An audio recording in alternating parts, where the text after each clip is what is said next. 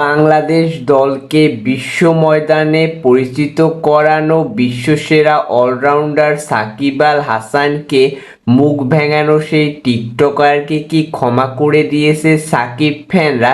অবশ্যই না, সেটি ক্ষমার যোগ্য নয়। বিশ্বসেরা অলরাউন্ডার সাকিব আল হাসানকে মুখ ভেঙিয়ে পার পেয়ে যাওয়া এতটা সোজা নয়।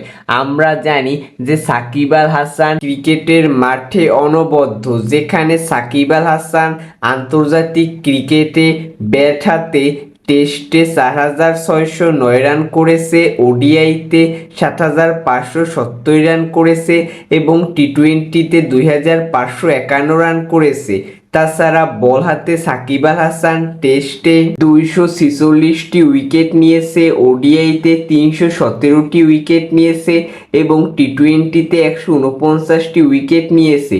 তো আপনি বুঝতেই পারছেন যে সাকিব আল হাসান কেন বিশ্বের সেরা অলরাউন্ডার হয়েছে। তাছাড়া সাকিব আল হাসান তার যোগ্যতার মাধ্যমেই কিন্তু এতদূর এসেছে।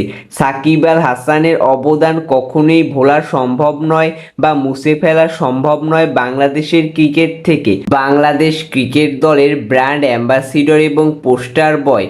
তাই টিকটকার আরোহী মিম, আপনি যখন সাকিব আল হাসানকে নিয়ে মুখ ভেঙাবেন, তখন সাকিব আল হাসান সহ সাকিব আল হাসানের যারা ফ্যান রয়েছে বা যারা ক্রিকেটকে ফলো করে, বাংলাদেশের ক্রিকেটকে ভালোবাসে, তারা অবশ্যই আপনাকে প্রতিবাদ জানাবে এবং আপনাকে সেটা মেনে নিতে হবে। আর আরোহী মিম, আপনাকে একটি কথা বলছি, আপনি দেশের জন্য কি করেছেন এবং সাকিব আল হাসান দেশের জন্য কি করেছে সেটা বিবেচনা করে সাকিবকে মুখ ভেঙান।